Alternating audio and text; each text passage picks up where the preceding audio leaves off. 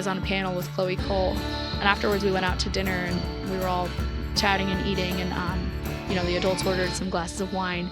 And I looked over and Chloe was looking at the virgin margaritas. And I suddenly realized, she got a good drink. It looked good. It was a virgin margarita. But I realized, oh my gosh, she can't order a drink yet. She can't even order a drink. And she underwent a double mastectomy and all of these procedures before she was legally allowed to order a drink. Welcome back to the Kevin Roberts Show. It is so exciting for me to sit here and interview my guest, who not only is a colleague, but a family friend and someone I think that you're going to enjoy hearing from today, if in fact you don't already know her. In fact, if you are someone who reads the Daily Signal regularly, where she is a senior reporter, you no doubt have come across much of her work. My colleague, my friend, Margaret Olohan, thanks for being here. Thanks so much for having me. It would be fun to interview you anytime. As the audience knows, I love interviewing everyone, but I particularly love interviewing colleagues because there are 300 plus great people at Heritage and the Daily Signal. Obviously, you're one of them.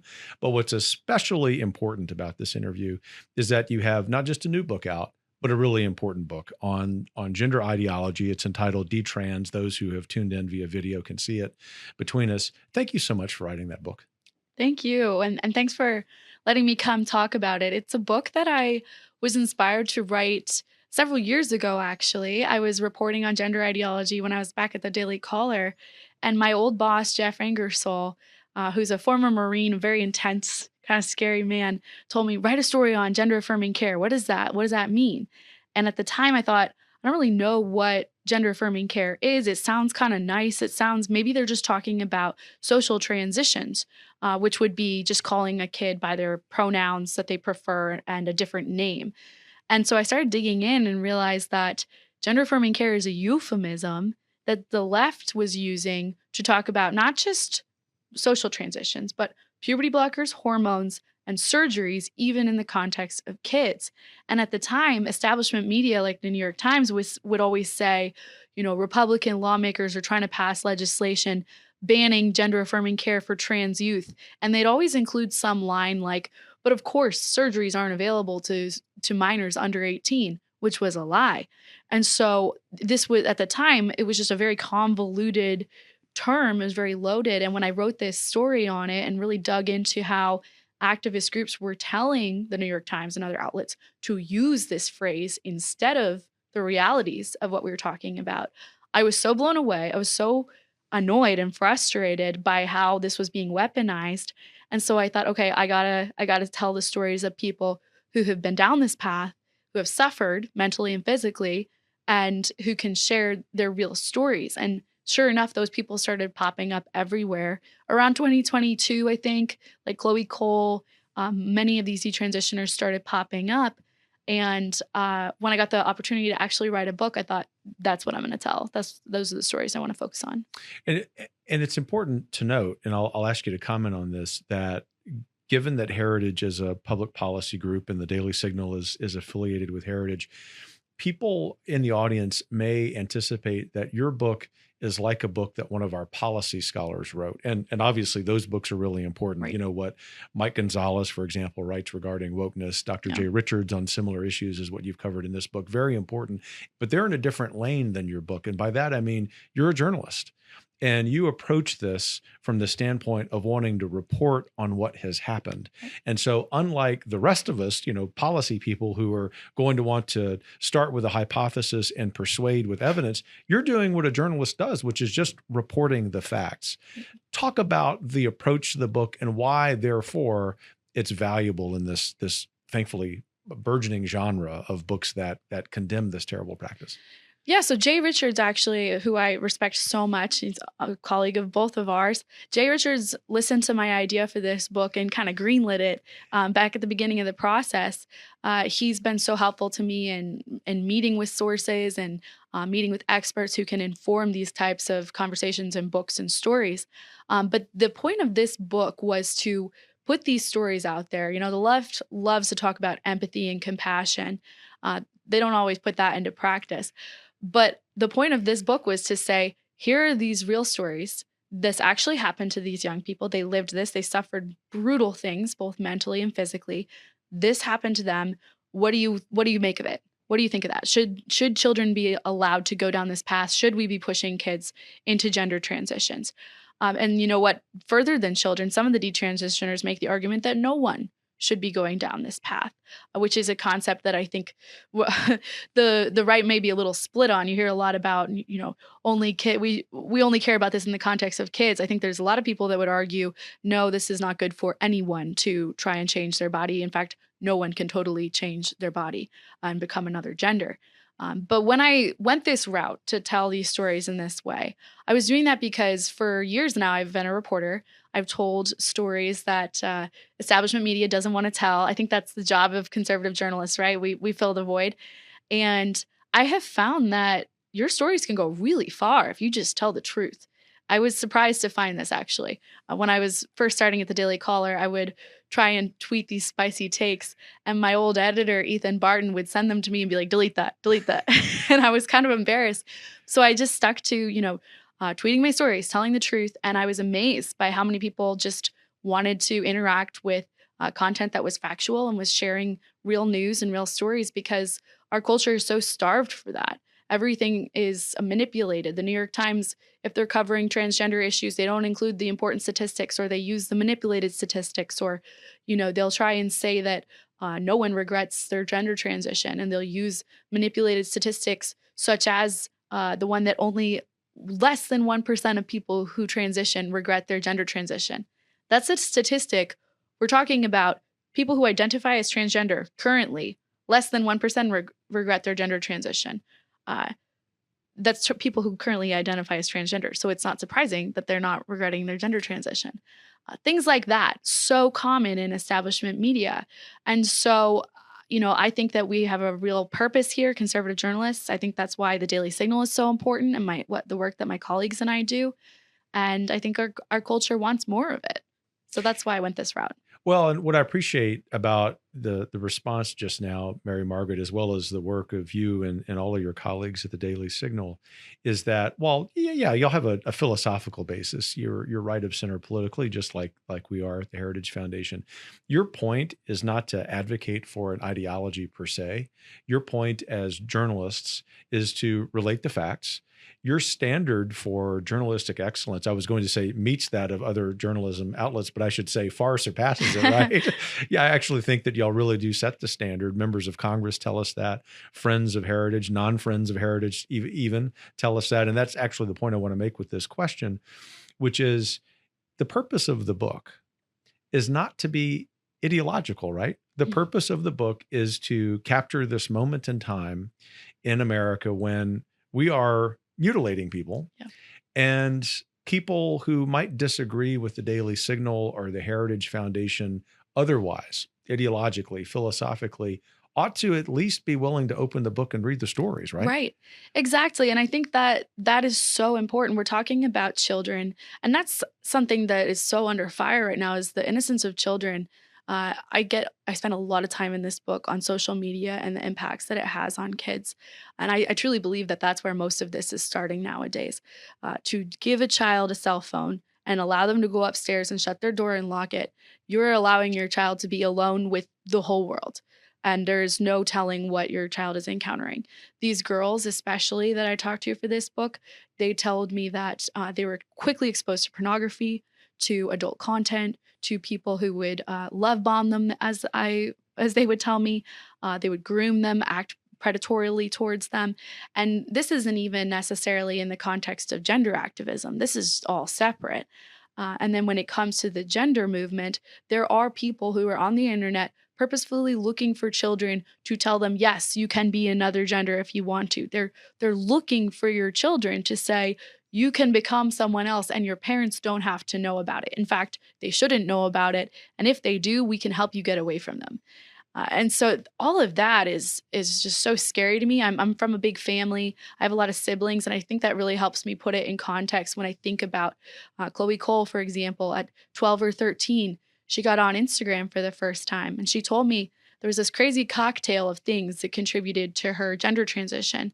She was on Instagram. She's seeing all these beautiful women, they're perfectly sculpted. They're going on these exotic vacations. They're getting so much male affirmation.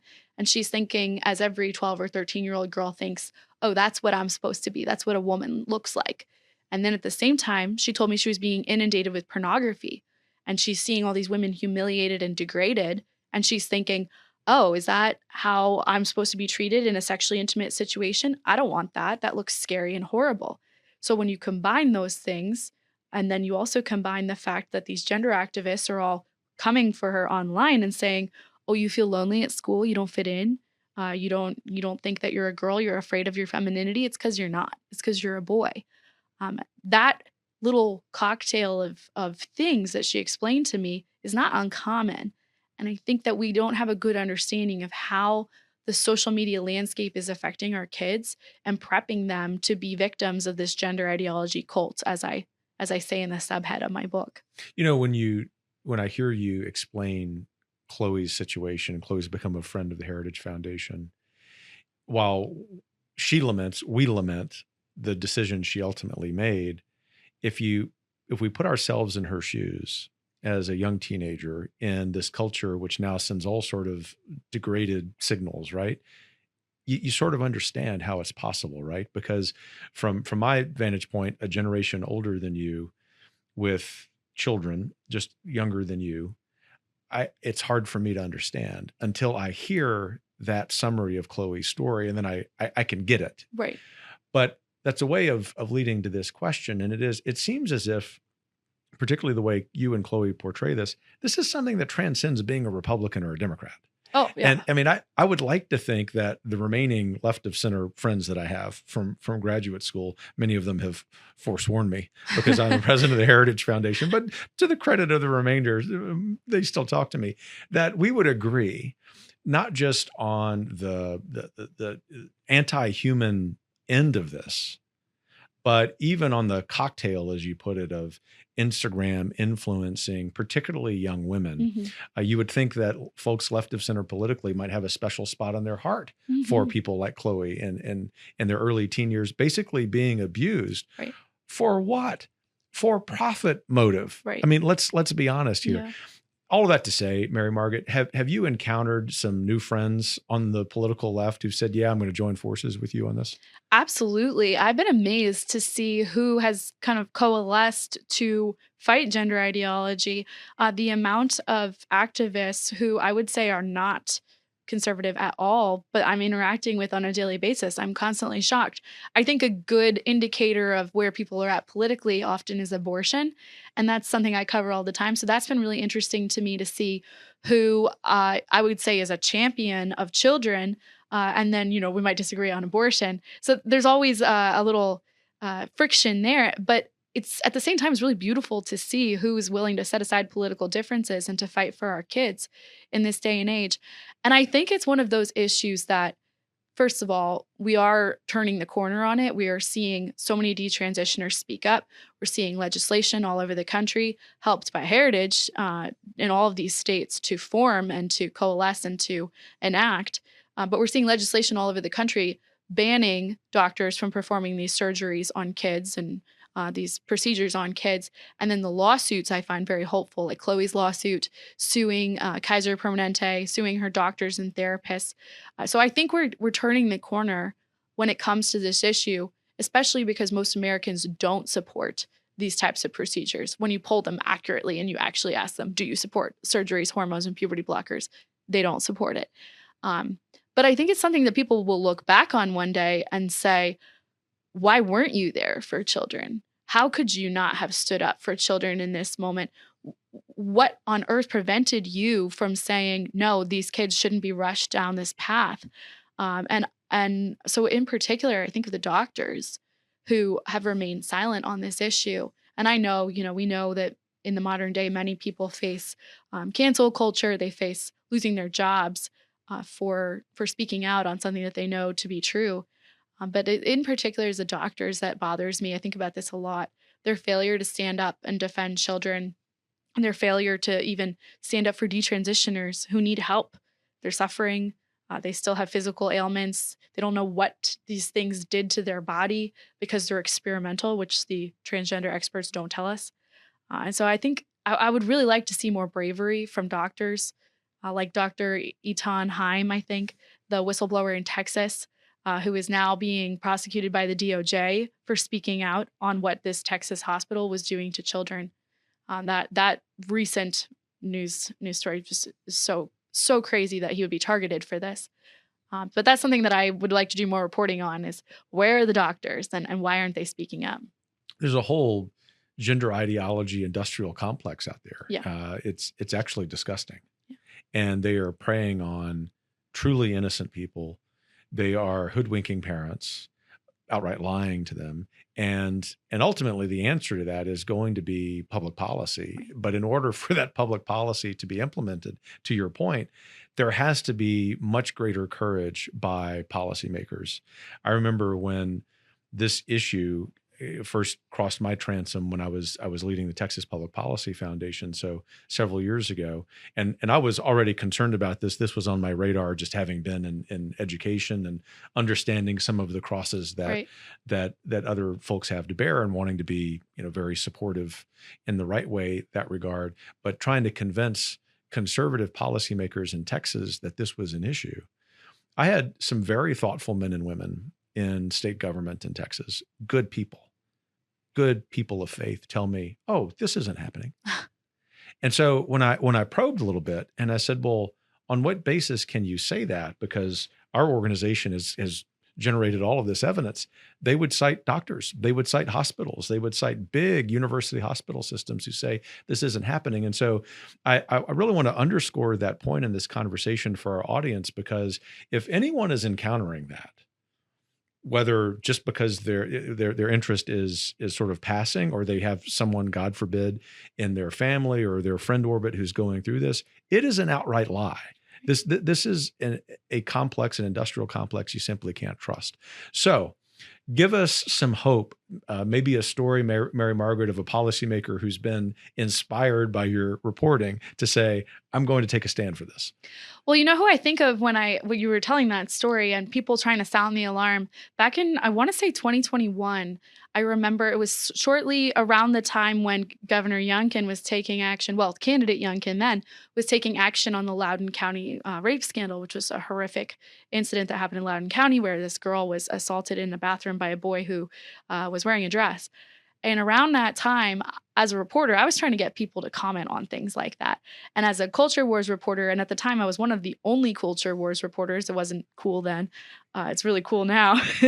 But at the time I was reporting on, I was trying to get Republican lawmakers to weigh in. And I remember Congressman Jim Banks circulated this memo around the RSC. And he said, lean into the culture wars. This is a winning issue. And I remember it, first of all, because I reported on that memo, and I thought at the time, this is huge. This is going to change the way Republicans in DC talk about this. And I really think it helped so much because Congressman Banks at the time was one of the only people that was weighing in on these stories, and he would weigh in a very adamant way. And ever since that Loudoun County incident and Youngkin's win and that memo, I've seen a huge tonal shift in the way at least Republican lawmakers interact with me and other media on these topics. So that's inspiring and hopeful to me. And I think especially on the women's sports issue, Republicans have become very vocal on protecting the innocence of children. Republicans are so vocal, especially former President Donald Trump has really leaned into this issue and become very articulate on it. So that's really interesting to see. And it's been hopeful to see the way the party in general talks about the issue, because I also remember a time when nobody wanted to talk about it. And, people like Ryan Anderson, who've been beating that drum for maybe like decades. I hate to say that they can say now we told you so, but they can. And I think it's a good indicator too that the people who have been aware of these issues and saying, pay attention, X will follow a Y when, for example, Obergefell. I think Ryan Anderson has been calling all of these things and saying that they would happen ever since then, and no one believed him either. So perhaps we should pay more attention to the experts in the room, that the left pays so much attention to their experts in the room, and they can call the shots on all these things. But I don't know that the right is so good at that. No, for some reason we aren't. No. Although, overall, I think your point is very encouraging. You think about Congressman Banks, probably soon to be Senator Banks after this election cycle, which will be great. Really, among folks in Capitol Hill right now, the first to sound the alarm. But it reminds me that as recently as 12 or 18 months ago, for us at Heritage and the Daily Signal, when y'all would cover these stories, or on the policy side, our policy scholars would write about it as well, I would always get phone calls and emails. Why are you doing this? Wow. This isn't a problem. And my response, hopefully, collegially, would be, this is a problem. And if after you read this policy brief or you read Mary Margaret's story, there is some factual error, we will always correct that. I mean, that's Right. we stand on our desire to be completely transparent. As of yet, no one's been able to do that, right? And so what's happened over the last 12 or 18 months is that people realize this is a problem. People, Yeah. whether they're policymakers in Washington or regular folks outside DC. But it also leads me to make this point, Mary Margaret, and that is, if for nothing else, this is a political winner. Now, we want policymakers to embrace policy ideas because they believe in them and they've been persuaded that they're right and it's the right thing to do. Right. But if for no other reason than the fact that it's a political winner, including in purple and blue states, Right. they should embrace it. I find that so interesting. I think because I'm used to reporting on the culture wars and a lot of these issues are not political winners. I find it so interesting that this issue is. And it's amazing too, because we're talking about kids, we're talking about protecting kids. And I think most parents out there are so on board with protecting their children from these surgeries and procedures. And that's something I found when talking to these detransitioners. I think a lot of the time when we think about this issue, we think it's a parent that's transitioning their child out of a desire to promote themselves. That's the ones that get the most play on social media. And that definitely happens. And those are narcissistic and, I would argue, very selfish parents that are doing this to their children. But the detransitioners I talk to, their parents were manipulated by the doctors and the medical system. These are just average Americans, good people. Maybe they're not super tuned into politics. They're maybe not practicing a faith in general, is what I found. Just secular. And when their kids came to them and said, "Mom, I'm actually a boy and I want to get hormones and I want to get a surgery," the parents look at their beautiful daughter and think, "We love her. We don't want that to happen. We would very much like to avoid this," but they don't know how to handle it. They're not equipped to handle it. And so they do what most parents would do, is they take her to the doctor and they say, "She thinks that she's a boy. What should we do?" And in a reasonable time, the doctor would say, "She's not a boy, go home and help her out." But nowadays, the therapists and the doctors and the counselors all say, "Yes, you must affirm her or else she will hurt herself." And the line that they give them, and this is across the board, "Would you rather have a dead daughter or a living son?" And I swear I give myself goosebumps every time I say that, because it is a threat, to the parents. If you do not comply with our state mandated gender ideology, your kid will kill themselves and it'll be your fault. And so it's putting it back on the parent and scaring them. And so all of these parents comply. Chloe Cole's family took her to an endocrinologist who said, "I don't think she should do this. She's too young." But they had already been given that line. So they went and found another one. And so that part I really like to hammer home, because these parents are being manipulated. They're also victims. It's an unprecedented, absolutely evil obstacle that parents in our modern age are coming up against. They should be able to raise their children without being faced by this monstrosity that is gender ideology. And I don't think many of them are equipped to deal with it. So I hope stories like this in this book can help them understand a little bit what these kids have been through and why this is so dangerous. I was at a conference in Denver a few weeks ago, and I was on a panel with Chloe Cole. And afterwards, we went out to dinner, and we were all chatting and eating. And the adults ordered some glasses of wine. And I looked over, and Chloe was looking at the virgin margaritas. And I suddenly realized, she got a good drink. It looked good. It was a virgin margarita. But I realized, oh my gosh, she can't order a drink yet. She can't even order a drink. And she underwent a double mastectomy and all of these procedures before she was legally allowed to order a drink. So, she needed our help. She needed someone saying, "Don't do this, you will regret it." And now she's doing that for other people. And that's why I wanted to amplify her story and others and help people understand this is a reality of what we're talking about here, where you can cut off a little girl's breast before she can legally order a drink. And that's why when we use the description mutilation, we're not trying to be hyperbolic. We're relating to facts. That's really what it is. And remarkably, I'm still surprised by this every time I read it. I read it in your book a little while ago. European countries, particularly in Northern Europe, are well ahead of the United Yeah. States when it comes to preventing this. Right. They are. And I think United States gender activists are, first of all, there's something else. There, there's, I mean, I laugh, but there's an evil quality to it that I think that makes them so successful. They've got the media under their thumb. As a reporter, I get a little bit weird in how much I focus on their media style guides, because they literally tell journalists, don't say this, say that. Don't say heartbeat when you're talking about a abortion ban. Say fetal cardiac activity. They have all of the euphemisms down pat, and our media uses them all.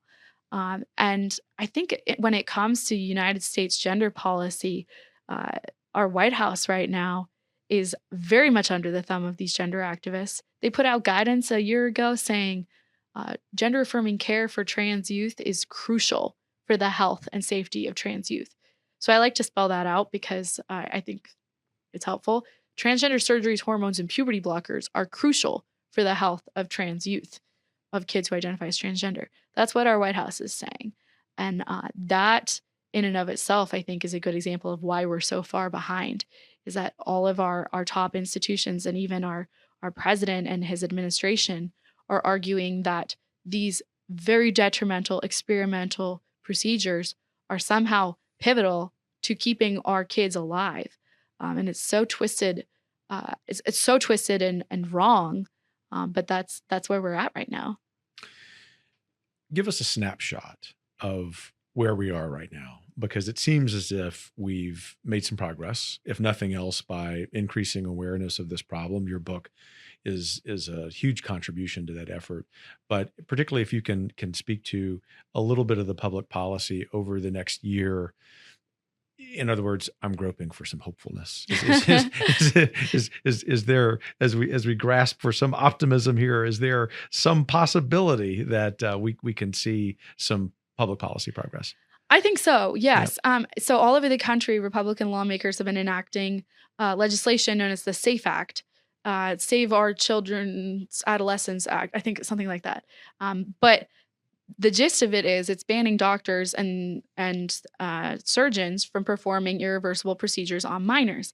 And of course, the media covers that as, Republicans are trying to ban care for trans youth. And that's confusing a lot of Americans, I think, because that is purposefully worded in a way to make it sound like trans youth are being targeted. I don't even like saying trans youth. Kids who identify as transgender are being targeted, which is a lie. So, those efforts can be counteracted a little bit by this establishment media narrative and by these gender activist narrative. But overall, they have very strong support all over the country. And I think that's very exciting. You're also seeing a lot of legislation that would keep men out of women's spaces. You're seeing a lot of women's Bill of Rights being introduced all over the country, which is really cool to me because that's articulating that women deserve to be protected in their spaces, that men and women are different, et cetera, et cetera. So those are all really helpful. But I think further, the Washington Post and the New York Times both had to do big detransitioner stories in the last maybe 6 months. And I think that is a sign of huge hopefulness, because if they're forced to report on this, they don't want to talk about this. So if they're forced to report on this, that tells me that things are going to change. And I say that because I don't know if you remember when Nicholas Kristof, he writes for the New York Times, did this massive expose on Pornhub. This was after years of people like me writing stories and screaming into the void and saying, yes, Pornhub is keeping videos of sexually exploited minors on their website. There's thousands of them. And, activists saying, please do something about this. New York Times wrote that story. And all of a sudden, Visa, MasterCard, Discover were all saying that their cards were no longer allowed to be used on Pornhub's site. There was massive pushback. And I think that was the beginning of the end for Pornhub, hopefully. But when these establishment media orgs finally take these issues seriously, that's when I think the tide starts to turn. And New York Times and Washington Post both did really good stories on these detransitioners. Of course, they included some of their phony statistics, and they, tried to imply this as rare, but they had to cover it and they had to acknowledge it. And I think that is a sign that people like Chloe and Prisha are articulate enough and raising their voices enough that they have to be heard. And their lawsuits, similarly, are doing the same thing in that they're naming and shaming the doctors and the therapists and the medical organizations that did this to them. And I think those lawsuits scare these medical professionals much more than, let's say, like my Daily Signal story will scare them. That's a short news cycle, but a lawsuit is legitimate, and that's something they have to reckon with. So Chloe's filed one, Prisha has filed one, Luca has filed one. Those are 3 of the girls in my book. There's more coming. And that to me is amazing and so powerful. And I'm really excited for them. And I think it's very helpful too to see that they can fight back in this way. And once we see wins in those areas, I think it will empower others to do the same. And it will scare these doctors who have been operating in the shadows for so long. It seems as if we're on the cusp of a watershed moment. And I can't thank you enough, Mary Margaret, for having the courage to cover this over the years, to write your book, to publish it. All of your colleagues at Heritage and Daily Signal are very proud of your work and proud of you. I'll switch gears slightly for the last couple of questions. And your book can be found everywhere. So you need to go buy a copy or 2. And it's really worth reading. It's very well resourced. But these are questions that I might ask on behalf of younger members of the audience who sometimes send me an email, or if I bump into them as I travel around, they really are grateful for guests on this show who become sort of professional models for them. Yeah. That is to say, they're doing something professionally in their avocation that they themselves might want to do. And it strikes me as I sit here with you having the longest conversation we've had in a long time, because you're busy and I'm busy, that there might be people in the audience who say, gosh, I'm interested in writing. I'm good at writing. And I've thought about going into journalism, but I've thought that it's impossible. But you're an example of it not being impossible. Tell us your story about how you ended up at the Daily Signal and your journey as a journalist.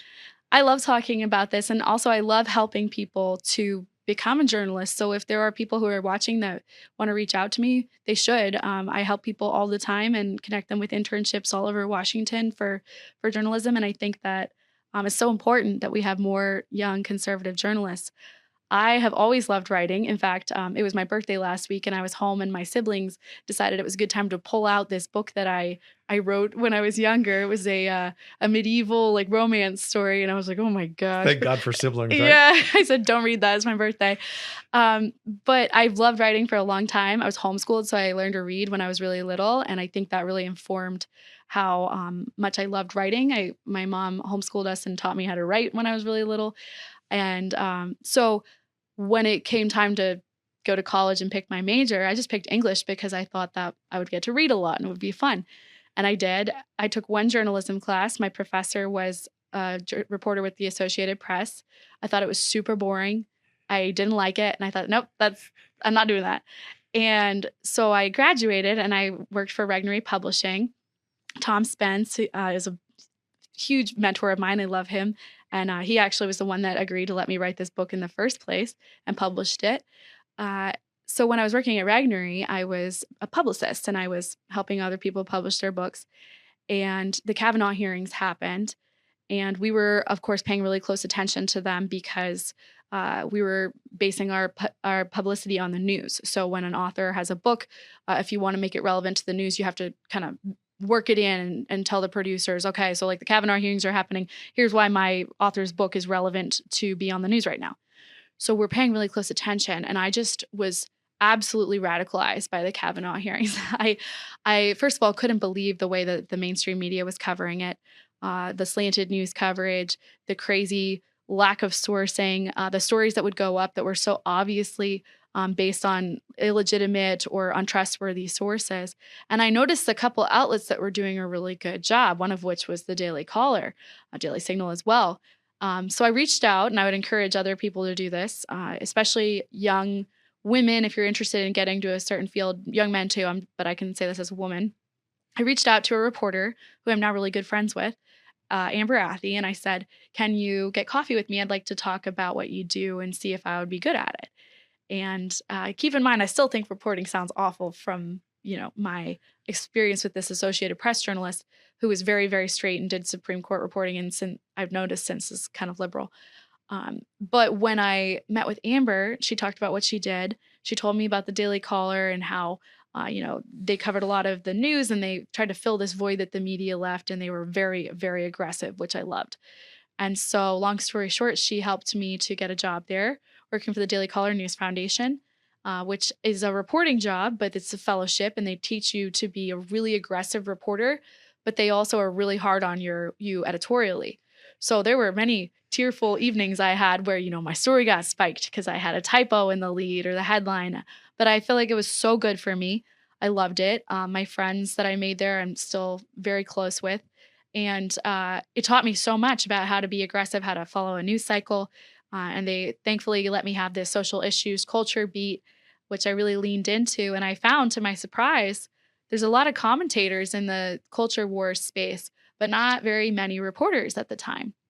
And so all of a sudden I had all these people coming to me with tips and scoops and exclusives. And I was like, I'm this homeschool girl that likes Jane Austen. Why do you want me to write about that? But it was really fun. And I had a lot of great stories that I stumbled upon. And when I started looking around, deciding to leave the Daily Caller, I was so excited about the Daily Signal because Daily Signal understands the culture war issues and the importance of them. I think because of heritage and because of all the experts here and because of Rob Bluey and Kate Trinko understanding the significance of them. A lot of conservative outlets don't get it. They will not focus on culture war issues that much. It's kind of an afterthought. They don't click super well. Kind of depends on the topic. But I could tell that Daily Signal and Rob and Kate really understood that we should be covering these things, not just because of clicks and views, but because this is changing our culture, and these things are maybe the most important issues being talked about ever. And so I have loved being here. I've loved working with our team. I think it's so fun to be able to do video reporting and print journalism. And we've been able to combine that really well in a bunch of different cases. We'll go up to Vermont and interview all these high school girls that have a boy using their locker room or playing on their sports team. We can sit down with these girls and share their story and then do a big print story as well. So for all that rambling. No, it was a wonderful response. I think that, it's a really cool field to be in, especially in this day and age, because people are hungry for the truth, first of all. They don't get it that much. And there's a huge space for conservative reporters because establishment media doesn't cover certain topics. So when you do, you don't even have that much competition. So I think it should be considered an easy field for a lot of us because there's so much work to be done, so many interesting stories to tell. It's never boring. And you're doing a great service to our country by sharing the stories of real Americans who need help in many cases, who are targeted by the government, who are trying to just live as religious Americans. And apparently you can't do that anymore. So I think it's really fun. I enjoy it a lot. And I think use the dreaded word, it really makes an impact. Impact is fine. The non-word impactful is not something allowed on the show. I'll avoid that one. But I think it can have a lot of sway. And I never realized that before I started. But it's an honor. It's a privilege. Well, it's an honor to work with you. So thank you for this book. And I should say, thank you for that response, the professional advice. Probably for people in your generation, but who knows, there could be someone any age who hears that and says, yeah, I want to go do some writing and maybe do it for a living. But the reason I say this, Mary Margaret, is I've given advice to a lot of people over the years, job advice, both in my current role and as you can imagine, as a college president and professor. And the advice you just gave, I think, is perhaps the best I've ever heard for this reason. There's a recipe for being happy in your job. And the recipe you've just outlined is you take your passion, you go get some foundational training, as you and I and other liberal arts aficionados would appreciate, and then you go get specific training, which the Daily Caller News Foundation first offered you. Heritage and Daily Signal and others have offered along the way. Our mutual friend and colleague, Tom Spence, no doubt, had an outsized role for you, as he has for so many of us. and then you just go get it done. And with good old-fashioned shoe leather, which literally you and your colleagues use, you can be very successful. So it's a real pleasure to see you and all of your colleagues at the Daily Signal flourish. And thanks for what y'all are doing to keep America great. Thank you so much. And we love our fearless leader, and we really appreciate all you've done for Heritage. Team effort. Thanks for joining me. Thanks for having me. I promised you would enjoy that conversation on this episode of The Kevin Roberts Show. We will have Mary Margaret back many times over the years, no doubt, when she writes her next books, plural. No pressure, Mary Margaret. But thank you and the audience most of all for not only tuning in, but keeping your chin up, because with work like this, stories like these, great Americans like Mary Margaret and the people she covered, we are going to turn the corner in this country and take it back. Take care.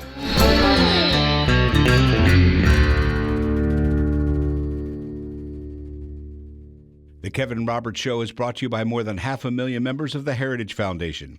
The executive producer is Crystal Kate Bonham. Sound design by Lauren Evans, Mark Guiney, and Tim Kennedy. For more information and to subscribe, please visit heritage.org.